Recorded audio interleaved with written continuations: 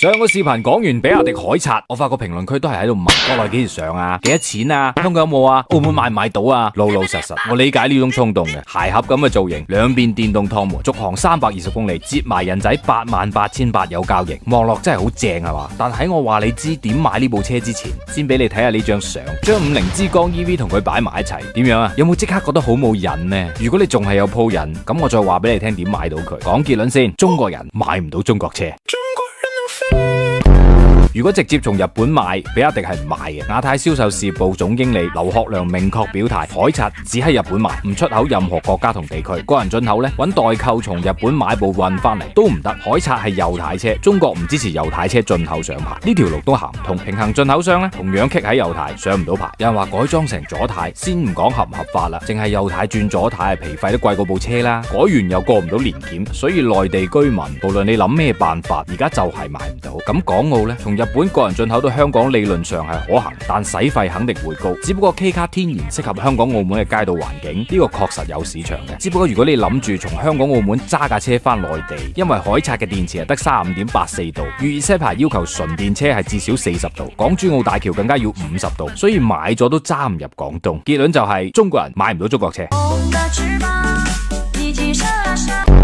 雖然中國人買凱撒，國內大部分人係冇咩希望，但唔妨礙日本人中意啊！架仔而家為咗呢架車爭崩頭啊！首周訂單5000部，年度目標輕鬆搞掂一半。70% 唔係試下新嘢嘅電動車愛好者，係原本揸日系 K 卡嘅人，直接以舊換新。東京門市大部分買家唔睇入門版，指名要豪配。日本資深車評人國澤光宏試駕完講咗句聞所未聞，見所未見。一個做咗幾廿年嘅老汽車人，俾一部中國做嘅細車搞到失晒態。最叻嘅係CH 匿名論壇，一個日本網民睇完配置，講咗句唔好意思，日本係咪要玩完啦？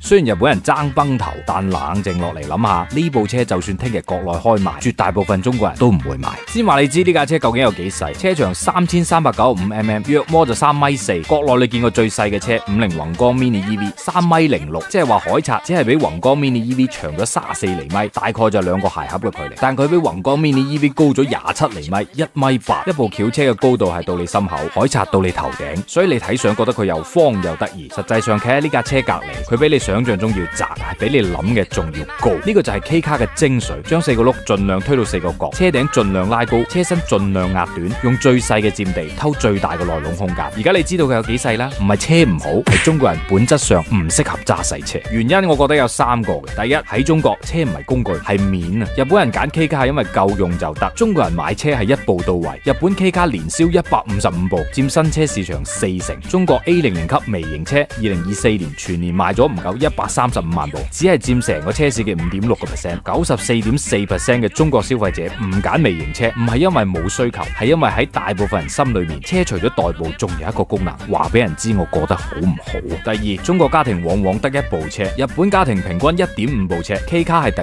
2部或者第3部車，專門用嚟買餸接細路。中國大部分家庭嘅車係唯一嘅車，要擺得落老人家、小朋友跑得長途翻鄉下，裝得行李去遊埠。你叫佢買一部3.4米長、最高時速跑唔到高速嘅細車仔，對唔住，真係好蝦冇禮貌。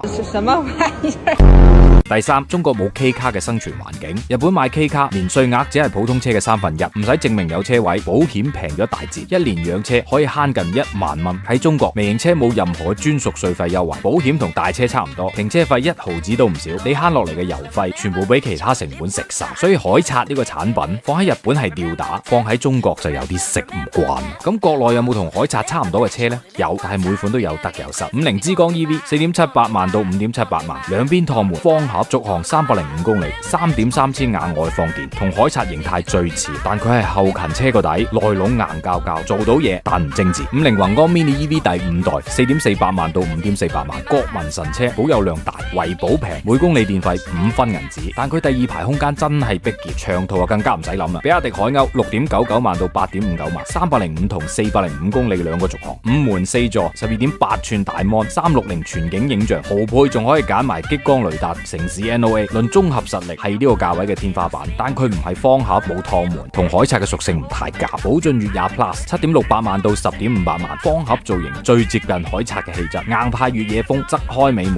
，5座，最高501公里續航 ，L2 輔助駕駛都有，但佢係正經嘅 SUV 尺寸，差唔多4米車長，泊車靈活性比凱撒爭咗一截。你會發現一個規律，國內呢啲車平嘅唔夠精緻，精緻嘅唔夠細，夠細又唔夠舒服。凱撒身上嗰種方盒趟門、精緻用料、極致小巧嘅組合，國內係冇一部車可以完整重現嘅。但呢個需求真實嘛？其實係真實嘅，只係喺中國佢唔係主流需求，係第二部車嘅需求，係屋村嘅剛需，係後生仔屎忽有啲閒。等第日中國人人均汽車保有量再上一個台階，每個家庭真係有2部車嘅時候，呢種細車先會真正迎嚟佢嘅時代。而家只係中國人暫時買唔到某款中國車，到咗嗰日，比亞迪今日喺日本殺出嘅呢條路，可能就係國內細車嘅範本啦。